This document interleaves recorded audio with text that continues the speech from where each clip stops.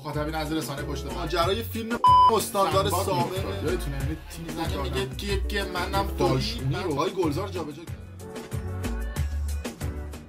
درود به مخاطبین عزیز، بنده امین فردین خوشحالم که به همراه تیمم بار دیگه با یک برنامه پشت پرده دیگه با شما هستیم. امیدوارم که هر کجا این کره خاکی که هستید و صدا و تصویر من رو میبینید و میشنوید حال دلتون خوب باشه، جیبتون پرپول باشه و از همه مهمتر سالم و سرحال باشید. امروز در برنامه پشت پرده میخوام یکی از مدیران اون مملکت رو برای شما افشا کنیم. این چهره علیرضا دبیر به عنوان رئیس فدراسیون کشتی ایران که ماشاءالله یه سور زده به تمام خایمالایی که تو ایران هستن، یعنی مدال المپیک خایمالی رو باید بندازیم گردن ایشون، چون بعضیا تو ایران هستن که قشنگ خایمالی میکنن خیلی شیک و مجلسی. ایشون خایای سی از مدیران مثل آب نبات میذاره تو دشت مک میزنه. چطوری؟ الان بهتون میگم. فکر نکنید من همینجوری هرس دارم میخورم و اینا الک. یه ویدیو از ایشون اومده بیرون در مراسم افتتاحیه مجموعه اداری فرهنگی ورزشی فدراسیون کشتی سالن شهید زرقام. ببینید اینجا چی میگه و از اینجا من میخوام، اصلا من این ویدیو رو دیدم تصمیم گرفتم راجع پشت پرده علیرضا دبیر بگم بهتون و ببینید که ایشون چه کارهایی که نکرده و چه سوء استفاده هایی که از قدرتش نکرده موقعی که در شورای شهر بوده و حالا بعدش هم که اومد توی فدراسیون کشتی. پشت پرده ازش ببینیم دیگه، جای دوری نمیره. اول ببینیم که چی گفته که زنده هم پخش می‌شده از شبکه ورزش. ببخشید من میگم و حتما نکاتی هم خود ایشون خواهند داشت. آقای دکتر، این کمپی که حالا شما امروز نصفش رو دیدید، قبلا هم 2 سال پیش هم اومدید، هر دفعه میاد ما یه سری قبل ما یه پامون عصا بود، الان 2 پا رو عمل کردیم. ان شاء الله سری بعد بیا اینجا واسه شهادت ما سخنرانی کنید، یه دفعه سوم به اون ختم بشه ان شاء الله. یعنی قالیباف رو دیده یه خایمالی میکنه، یعنی کرکوپه رو پشم همه ریخته. این علیرضا دبیری که شما میبینید چند سال پیش به دلیل اینکه پاهاش پرانتزی بود و یک مشکل خدادادی بود یه پاشو عمل کرد، خوب نشد، پای دومش هم عمل کرد. الان این قالیباف رو دیده شروع کرده به خایمالی، میگه که آره ما سری قبلی یه پامون اینجوری بود، الان هم یه پای دیگه همون اینجوریه، ان شاءالله سری بعدی بیاد ما شهید بشیم. سلطان دیگه خایمالی تا چه حد؟ دیگه پشت میز بودن و دستور دادن و مفتخوری کردن و رانتولابی کردن و مال دولت رو ملت رو بالا کشیدن، این دیگه کاری داره که شما میگی شهید شدم. البته وقتی شما فیلم جغ زدن خبرنگار فارس رو منتشر میکنید بعد میگید شهید رسانه، خب طبیعتا شما هم که پشت میزتون نشستید و سوء استفاده میکنید بعدم بعد شهید بشید دیگه. یه سری واژه ان شاء الله ما شهید بشیم، حاج آقا ما نمیدونم بغیر از خلق خدمت و این همین صحبت‌ها هم خایمالی‌ها رو میکنن و میچسبن به امام انقلاب اسلام، یقه رو میبندن، دمپایی و جوراب سفید و ریش و پشم و این چیزا و تسبیح و فلان و اینا، کار در میاد دیگه. خیلی این الان یه تیکش بود. قبلا هم ایشون سابقه قد طولایی در خایمالی داشته. یه تصویر دیگه از ایشون بیرون اومده که ایشون توی جلسه در حال خوندن نماز هستن. بکنید بسم الله بسم الله بسم الله، خدایا اینا رو ببینن. اینا مثلا داره میگه که خدایا یکی منو ببینه، یه پست و سمت مقامی بگیرم، اینا همش امتیازه، اینا همش فلان، بسم الله بسم الله. تا دلتون بخواد از این جور آدم‌ها تو سازمان و ادارات هستن. من خودم تو صدا و سیما بودم، از این تیپ آدم‌های خایمال شما توی صدا و سیما زیاد می‌دیدید. حالا تو بقیه ادارات و اینا ماشاءالله اومد و نمازم خوند و تموم شد رفت. حالا کار داریم با این صحنه پشت پرده‌هاش هم خواهیم پرداخت جلوتر برای شما. آقا ما که به اندازه شما اطلاعات مذهبیمون بالا نیست، البته هستا، یعنی بیاد به ما کلمه مذهبی بزنه سید شما رو بالا میزنم، ولی تا جایی که ما یادمونه یه چست سوادمون بوده و یه چیزایی رو مطالعه کردیم، چیزی که میدونیم اینه که میگن که هیچ عبادتی بالاتر از عبادت خلق به خدمت نیست، خلق به ملت نیست، به مردم نیست. مثلا فارسیشو بگم، یعنی هیچ عبادتی بالاتر از این نیستش که شما به ملتت خدمت بکنی. بعد ایشون وسط یه همچین جلسه مهمی که باید توی اون جلسه یه سری اصطلاحاً مصوبات و برای مردم، برای جوانالشون سمت کشتی داره، واسه جوانای اون مملکت حواسش باشه. به حال شما داری پول میگیری بابت این جلساتی که میری، بعد تو اون تایمی که شما رفتی جلسه داری نماز میخونی، شده جریان ادارات ایران کلا 2 ساعت میپیچونن به اسم ناهار و نماز. جرأت و خایه نداره کسی بهشون حرف بزنه. داداش چرا پیشونده؟ میگه چی؟ به اسلام، به نماز خوندن من توهین کردی؟ یا ابوالفضل بگیرید ببریدش به امام انقلاب اسلام توهین کرد، دین و ستونشو لرزوند. این صحبت همینا دیگه. الان این حرف بزنه یکی تو ایران خشتکشو پرچم میکنن، میگن داره نماز خوندن یارو. آقا داره حقوق مفت میگیره. آقا تو تایم تو بذار، شب برو خونه قضاشو بخون. اگر خداوند قضا رو، نماز قضا رو اختراع نمی‌کرد، شما چی داشتی بگی؟ گفتی نه من نماز اول وقت باید برم بخونم. این از ایشون. بعد واکنشش چیه؟ واکنشش هم ببین، حالا به پشت پرده‌هاش هم میرسیم جلوتر، نگران نباشید. اول میخوام خایمالی‌ها اینا شبشون نشون بدم، بعد جلوتر به بقیه چیزاش هم میرسیم. اولا که ازش سوال پرسیده بودن که آقا چرا شما وسط جلسه رفتی نماز خونی؟ اینکه ته ریاکاری ایناست. بعد ببینید چه جوابی میده. یعنی به حال تو سیاست هم بوده 10-11 سالی.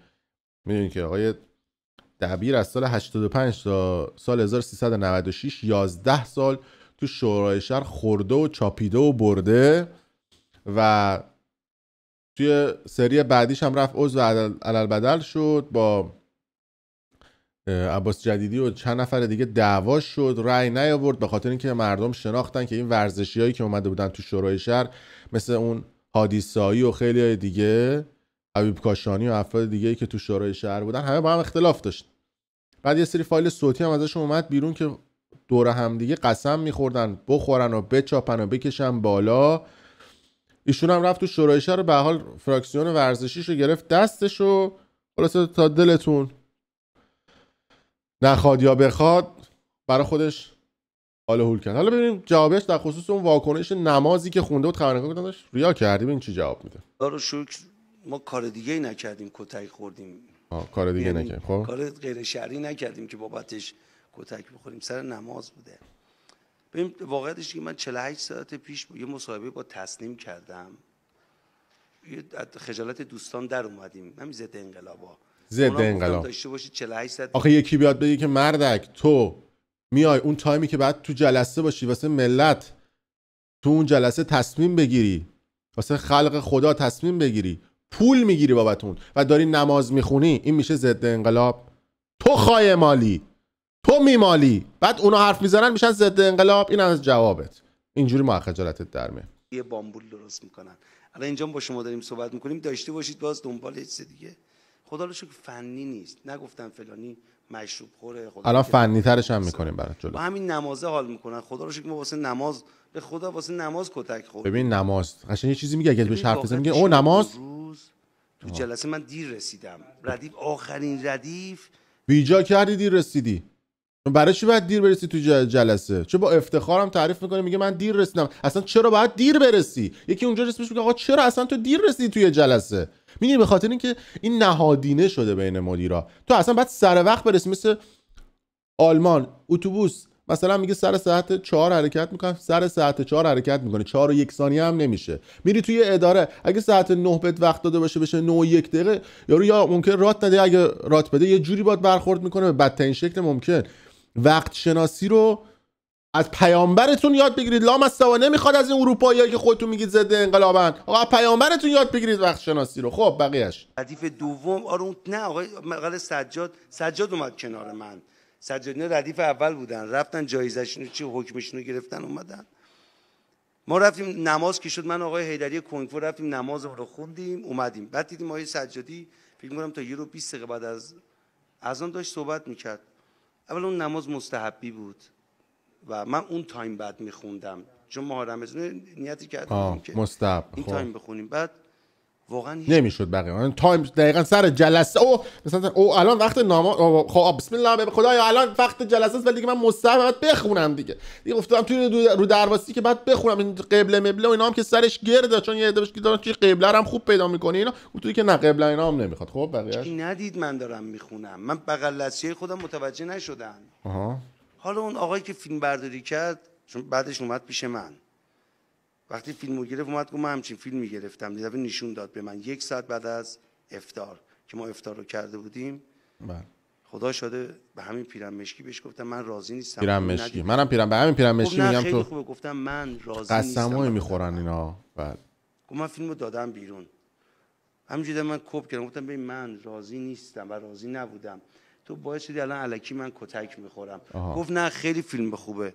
گفتم ببین به دل خود من نشست این کارو که یعنی چی؟ و تو چجوری منو پیدا کردی اونجا؟ من بغل دستیام نفهمیدن. حالا آقای بشیری اصلا مهم نیست. مثلا دوست خبرنگار به من زنگ زدن. مهمم نیست. راست میگی. آقا تو ریا کردی. گفتم شما نیت خانی.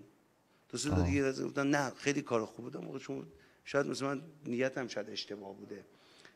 و فقط یه چیزو میدونم، من همیشه به خدا گفتم خدای منو پاک ببر، انقدر گناه دارم.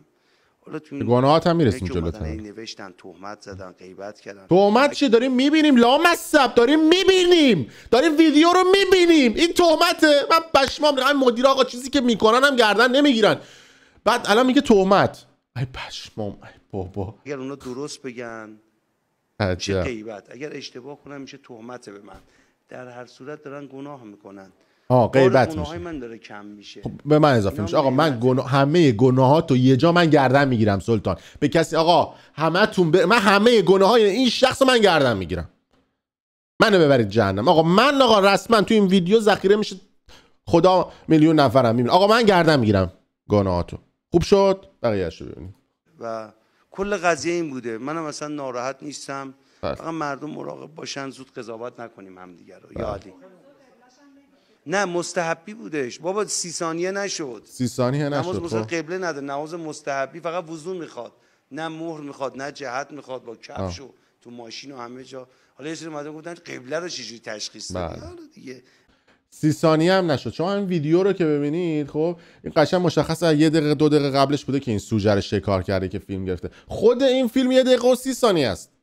خود این فیلم قشنگ مشخصه شما 3-4 دقیقه این عمل انجام دادی. بعد میگه اون ته بوده. ببین کجا اون ته بوده.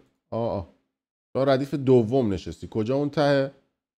دیر اومدی تو جلسه، انتظار داری ردیف اولم بهت بدن، بعد میگه من اون ته نشسته بودم. یعنی پشمام ریخته. خب بریم به پشت پرداش برسیم. این آقای دبیری که متولد 25 شهریور ماه 1356 و حالا چند روز دیگه هم تولدش لحظه ضبط این ویدیو، موقعی که توی شورای شهر بوده 2 بار توسط نهادهای امنیتی میخوانش. بهش میگن که آقا شما اون خونه 5000 متری که توی ولنجک روبروی پلادیوم داری رو از کجا آوردی؟